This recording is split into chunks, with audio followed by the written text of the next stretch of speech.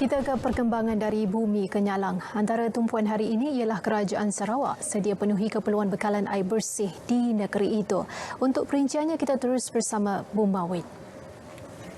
Silakan Buma. Baik, terima kasih Nurul.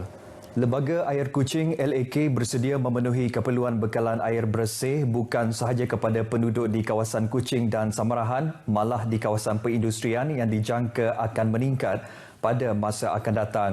Menteri Utiliti dan Telekomunikasi Datuk Julahi Narawi dalam lawatannya ke pejabat LAK di Kuching hari ini memberitahu agensi tersebut telah melaksanakan peranan mereka dengan baik dalam memenuhi keperluan air di Bandaraya Kuching yang mempunyai populasi lebih 700,000 orang berdasarkan maklumat bancian pada tahun 2020.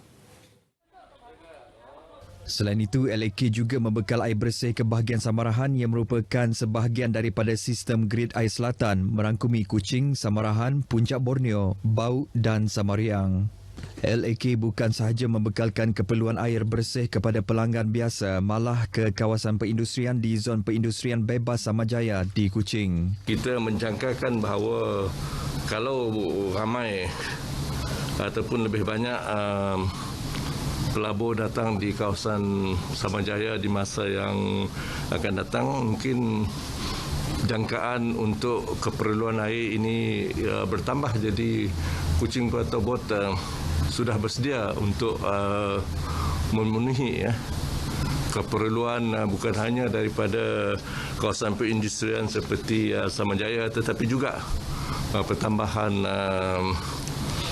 di kawasan Bandaraya Kuching dan kawasan sekitar. Justru LAK telah mengambil langkah awal dengan menaik taraf keupayaannya untuk memenuhi keperluan bekalan air yang dijangka meningkat menerusi penambahbaikan loji air di Batu Kitang. Selain itu, LAK kini sedang merancang untuk membina sebuah lagi loji air di Landeh dengan keupayaan membekalkan sebanyak 800 juta liter air sehari apabila siap kelak. Jabatan Bomba dan Penyelamat Malaysia JBPM Sarawak berjaya mempererat hubungan dan kerjasama antara jabatan tersebut dengan masyarakat sepanjang menghadapi musim banjir pada tahun ini.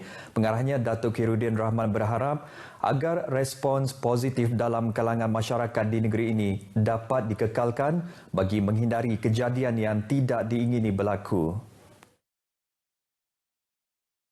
Tetapi di Sarawak ni engagement yang kita buat, bila arahan berpindah mereka akut.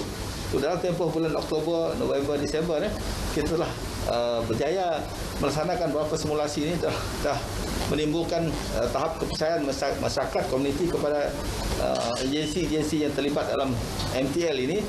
Datuk Khairuddin berkata pihak Bomba juga berjaya mewujudkan rasa kepercayaan dalam kalangan komuniti menerusi arahan-arahan yang dikeluarkan bagi menghadapi sebarang bencana alam yang berlaku di kawasan masing-masing. Beliau berkata demikian pada sidang media selepas program Majlis Penyampaian Sijil Penghargaan Hero Bomba di Ibu Pejabat JBPM Sarawak di Tabuan Jaya, Kuching. Pada program tersebut, beliau turut menyampaikan penghargaan kepada 7 hero bomba yang berjaya bertindak pantas memadam kebakaran bagi menyelamatkan rumah panjang dan nyawa seorang kanak-kanak perempuan semasa berlaku kejadian kebakaran baru-baru ini. Selain itu, Datuk Khairuddin juga menyampaikan penghargaan kepada Balai Bomba Bintango dan Balai Bomba Sarike yang telah menjalankan tugas di luar skop mereka dengan memberi pendedahan pencegahan kebakaran di kawasan masing-masing. Lembaga Pembangunan Koridor Wilayah Rekoda memenangi Anugerah Inovasi Antarabangsa 2021 di bawah kategori perkhidmatan dan penyelesaian dengan inovasinya Sistem Pengurusan Projek Rekoda RPMS. Ketua Menteri Datuk Patinggi Tan Sri Abang Johari Tonopeng yang juga pengerusi lembaga Rekoda secara simbolik menerima anugerah tersebut di Wisma Bapa Malaysia Petrajaya hari ini daripada Ketua Pegawai Eksekutif Rekoda Datuk Ismawi Ismuni. Rekoda dalam kenyataan media memaklumkan agensi itu merupakan badan berkanun negeri diumumkan sebagai pemenang pada 9 Disember tahun lalu secara maya pada majlis yang diadakan di Singapura. Anugerah pengiktirafan serantau itu menyaksikan Rekoda mengalahkan lebih 160 penyertaan daripada 30 negara melibatkan 24 industri. Anugerah itu dianjurkan oleh Enterprise Asia sejak tahun 2006 dalam mengiktiraf inovasi yang cemerlang sekaligus menggalakkan organisasi untuk terus mencari penyelesaian inovatif dalam menyelesaikan masalah. Rekoda juga telah memanfaatkan teknologi digital dalam mengurus, memantau dan melaksanakan projeknya dengan lebih baik. RPMS ialah maklumat dan pemantauan projek digital berasaskan awan, bersepadu, inovatif dan interaktif. Sistem papan pemuka digunakan untuk mengurus, menyelia dan memantau kemajuan semasa dan status kesihatan daripada projek yang sedang dilaksanakan. Baik saudara, kira-kira 25% populasi dewasa di bahagian Sri Aman belum mendapatkan suntikan dos penggalak vaksin COVID-19. Peratusan itu mewakili kira-kira 16,500 individu. Pegawai Perubatan Pejabat Kesihatan bahagian Sri Aman merangkap Pegawai Penyelaras Program Imunisasi COVID-19 Kebangsaan PICK bahagian Sri Aman, Dr. Janariah Jangani memberitahu sebahagian besar daripada mereka yang belum menerima suntikan dos penggalak berkenaan adalah merupakan golongan warga emas berusia 60 tahun ke atas. Ada juga yang mereka tidak merasakan dos 1 dos 2 telah berkesan lah. Dah cukup lah, cukup dos 1 dos 2 cukup saja untuk melawan COVID-19 lah. Tapi mereka tidak mengetahui bahawa imuniti dalam badan seorang itu berkurangan dari masa ke semasa lah, dan perlu ditingkatkan imuniti dengan penambahan dos penggalak lah. Jelas Dr. Janariah, pelbagai program telah dan sedang dilaksana oleh Pejabat Kesihatan bahagian Sri Aman bagi menggalakkan individu yang layak mendapatkan suntikan dos penggalak. Ini termasuklah promosi kepada komuniti melalui media sosial, media massa, ketua-ketua kaum dan ketua masyarakat.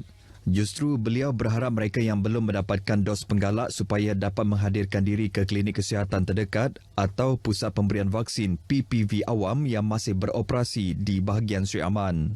2 PPV awam yang masih dibuka ketika ini iaitu di Dewan Suara Sri Aman dan Dewan Sukan Lubuk Antu. Tambah beliau lagi, warga emas amat digalakkan untuk mendapatkan dos tersebut bagi menambah imuniti dalam badan, apatah lagi mereka merupakan golongan rentan terhadap serangan penyakit. Dr. Janariah ditemui pada temubual rancangan Radio Sri Aman FM hari ini. Pada Disember tahun lepas, Menteri Kesihatan Khairi Jamaluddin memaklumkan semua penerima dos lengkap vaksin COVID-19 yang berusia 18 tahun ke atas perlu mendapatkan suntikan dos penggalak selewat-lewatnya pada bulan Februari ini. Sekiranya mereka tidak berbuat demikian, selepas tempoh itu status vaksinasi akan ditukar menjadi tidak lengkap. Bagi memeriahkan sambutan Tahun Baharu Cina 2022, Persatuan Wartawan Utara Sarawak NSJA bekerjasama dengan Majlis Bandaraya Miri menganjurkan pertandingan fotografi Sayangi Miri bermula 18 Januari ini hingga 28 Februari depan. Datuk Bandar Miri Adami menyifatkan penganjuran pertandingan ini amat baik sebagai memeriahkan suasana Tahun Baharu Cina yang akan disambut tidak lama lagi. Adami memberitahu pertandingan bersempena sambutan Tahun Harimau ini adalah memberi peluang kepada pencinta fotografi merakam momen TBC di Bandaraya Miri sekaligus merancakkan sektor pelancongan. This upcoming Chinese New Year celebration lah. So I think this is a very good event. Beliau berkata demikian selepas menerima kunjungan hormat daripada Persatuan Wartawan Utara Sarawak di Miri. Pertandingan yang dilaksanakan melalui Facebook rasmi NSJA Miri itu dibahagi kepada 2 kategori, iaitu kategori terbuka untuk peserta orang awam dan kategori ahli untuk peserta ahli-ahli NSJA. Para peserta hanya perlu menghantar gambar penyertaan menerusi email beserta maklumat peribadi termasuk nama, nombor kad pengenalan, nombor telefon bimbit dan slogan ke alaman nsja.miri@gmail.com. Baik saudara, sekian berita dari Sarawak. Kita kembali bersama Nurul di Angkasa Puri.